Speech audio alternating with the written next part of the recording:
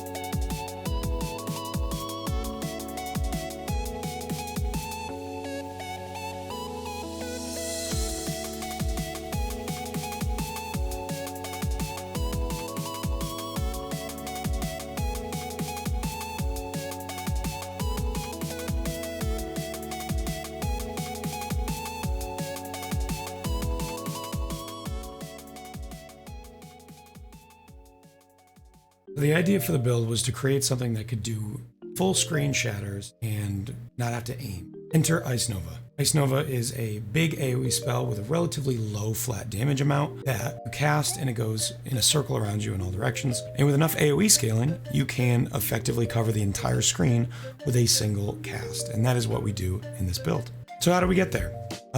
We get 11 total power charges, which gives us 11 frenzy charges as well. And then we scale a bunch of area of effect damage, crit multi, things like that from our power charges. Frenzy charges give us more damage and increased cast speed. The idea behind that is Ice Nova has a relatively low cast time and does not feel great with low cast speed. This build's number one defense is the fact that it can freeze the entire screen. Our hits get up to 3 million damage on our unique targets. So you're basically going to walk into a room and freeze everything. If it is a Sanctum guard, you're going to insta-freeze them from far away, and they only take 1 or 2 shots to kill. So it's a great Sanctum farmer. I had a blast farming Sanctums with these. I had a blast farming the maps to farm Sanctums. This was a really, really fun experience. And as it turned out, I got way more damage than I was expecting, and I was able to do all the pinnacle bosses as well with relative ease. Okay, so we are level 97. This is an occultist. Let's go through the gear. So for starters, we are using 2 void batteries that give +1 power charge each. These are incredibly, incredibly strong. I actually used a +1 power charge shield for a while, and then I switched off of that because I just wanted more damage. I was getting a huge amount more life in ES from it, I think around 600 total. And it got me to the spell suppress cap, which we're actually only at 92 right now, but it feels fine. If you want to go more defensive, you can go for a +1 power charge shield and loosen some offense. So big spell damage per power charge on each of these shields. The helmet is going to be a Blizzard Crown. This helps with our Herald of Ice. Gives a bunch of flat damage for the Herald of Ice to help it clear. We also have elevated nearby enemies have -12 cold and +1 power charge on here. This is a pretty bad Awakener helmet. I needed the dex, I guess. So that was nice, but we got trigger socketed spells when you focus. This is like my new favorite thing this league. I've used this tech a bunch. You basically just put things that you want to cast on single targets into your helmet, and then you instant cast all of them with focus, which is just incredibly convenient. You can do it while moving because it is instant cast. So we get Frost Shield, Elemental Weakness, Shock Nova, and Purifying Flame. Divergent Purifying Flame gives us Consecrated Ground for more regen, and as well as increased damage taken to enemies. Shock Nova gives us guaranteed shocks. Depending on the enemy, it can be anywhere from like 10 to 20%, but this is just kind of an interesting thing to throw in. Elemental Weakness, our Curse, and then Frost Shield for some defense and some more crit. Of course, we are using Badge of the Brotherhood, one of my favorite items. We get tons of elusive effect from this, and of course we have to get elusive on our boots in order to use this, but we get a lot of elusive effect, lots of move speed and damage avoidance. The rings, spent a little bit of money on this one. I think this was 10 or 12 divines. We've got Onslaught on hit, so we don't have to use an Onslaught flask. We have permanent uptime, which I wanted for bosses. And then, actually not even the best version of Circle of Fear. It has cold res and buff effect.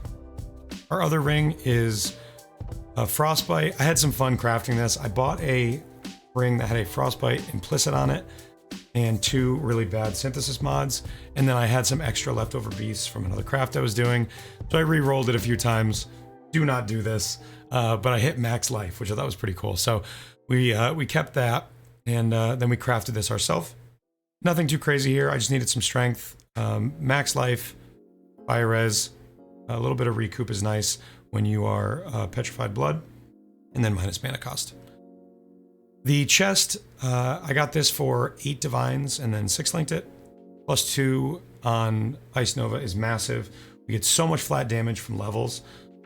Even though we don't get a ton of levels, we're only at 23. I actually don't use Vol Ice Nova because our Ice Nova is so big, you don't even need it. But you can go for a 20-20 Ice Nova, or if you're a Giga Chad, a 21-20 Vol Ice Nova. But yeah, so the plus 2 AoE Feral's Fur, the idea behind this is we want to always have our power and frenzy charges up, because on a build like this, if you don't wear this chest, you have to ramp those charges up. And in the Sanctum, it feels really bad to have to ramp your charges up on the guards. For this, we walk into a room and we insta-freeze any guard in the entire game. Pretty much any freezable enemy in the entire game. You also have to craft Cat Stealth somewhere. We put that on our boots. Our boots are Tailwind, Elusive. Again, these are not very good. I don't even have life on these. I have crafted move speed. Tons of upgrades that you can make to this build. Neither of them are elevated, but there's certain things that I needed to get, so I just went out and got them. On our gloves, we have a perfect version of the Searing Implicit Freeze. Spreads to other enemies within a radius of 17.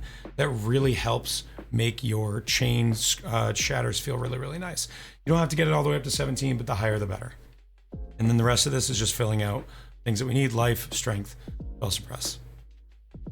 Our belt, we took this from another build, something we got really, really lucky on. We actually crafted this ourselves. It's got tier 1 life and a few great reses on it. And then we used a Hunter's Exalted Orb and hit tier 1% life. So very, very lucky here. But that's our belt. We grab phasing on a jewel here. Our flasks are nothing interesting.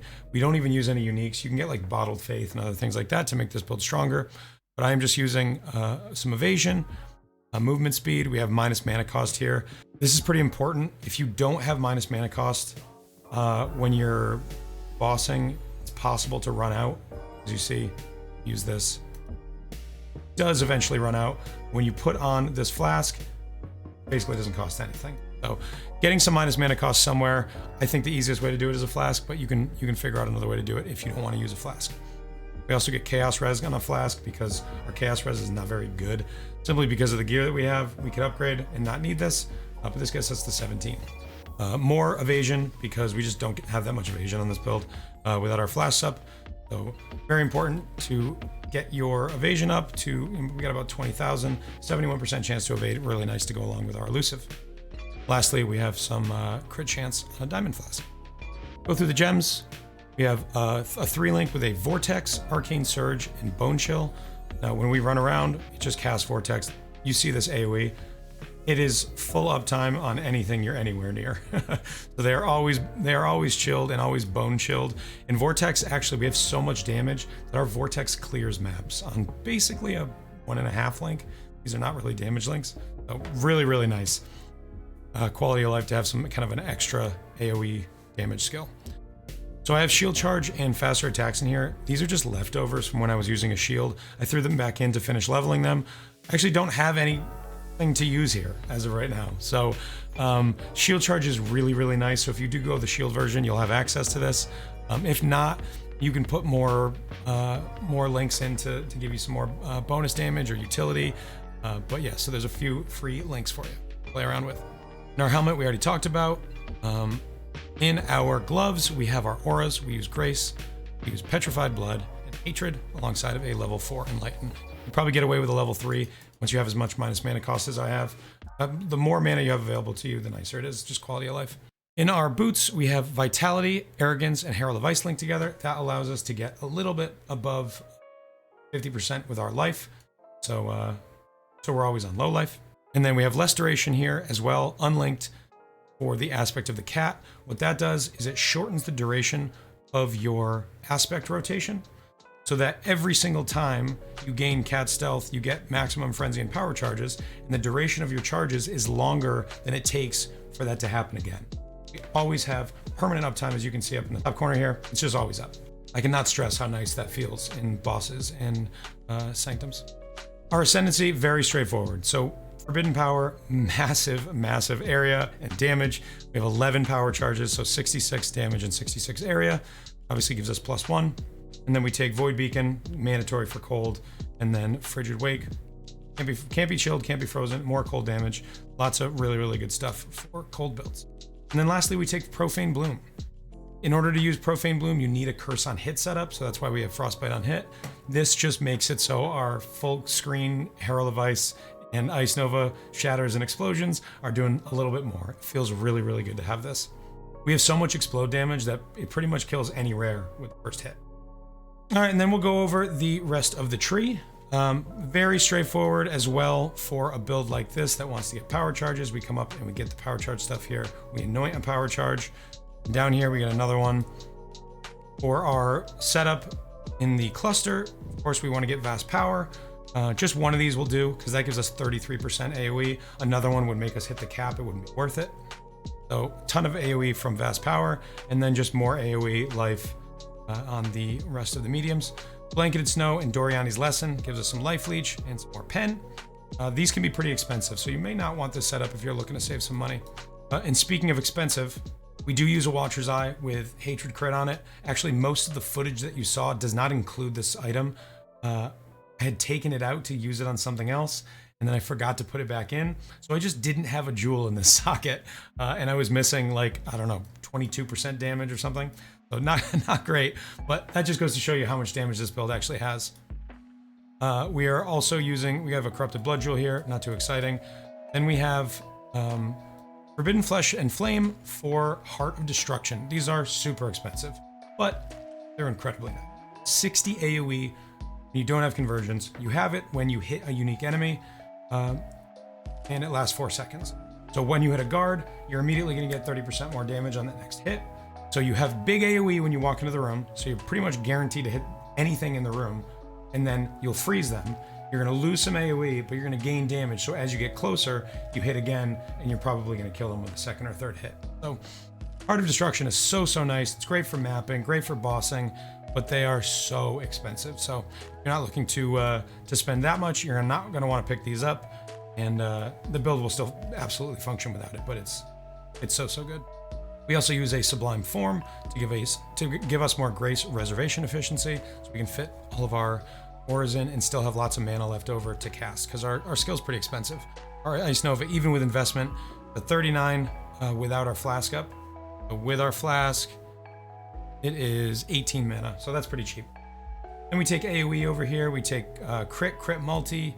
We get suppression. We're actually not capped at the moment because we dropped the shield and we were at 92%. And I decided, let's just go play, see how it feels. And if I'm dying to spells, we'll find a way to get it. And I never did. So we're only at 92%. You can get 8% more. There's some more over here. There are ways to get it. I just didn't feel it. And then we get Whispers of Doom. We take Area of Effect. These are actually really good for us because we use the focus on our helmet. So when we're in a giant space like this, you can see the area of effect of all of our stuff is huge, and our purses are also huge. It's really, really easy to hit anything that you want to target with this. And obviously, you see your focus here on cooldown, and want to use it again, comes back off cooldown and hits the whole screen. Lastly, we'll talk about the relic. This is where we get our 11th power charge from. When I dropped this, I decided I had to use it and had to really maximize it. Power charges are my favorite thing in this game, so it was only a matter of time before I found one and made a build with it. If you've got something like damage per power charge, that's also almost equally as strong. So this is not mandatory, but obviously it helps. All right, so that's pretty much going to do it. We wanted to make this one quick. I appreciate the support. You guys have been fantastic. I actually just launched a Patreon, so down in the description below, if you want to see your name at the end of the videos, go ahead and sign up for my Patreon. As always, check me out on Twitch. If you have questions about the build, if you're playing this and you wanna know how to troubleshoot something, come check me out. I'm always available to help. I really hope you enjoy this build. Thank you so much for watching. Don't forget to like and subscribe. It really helps me out. As always, take care.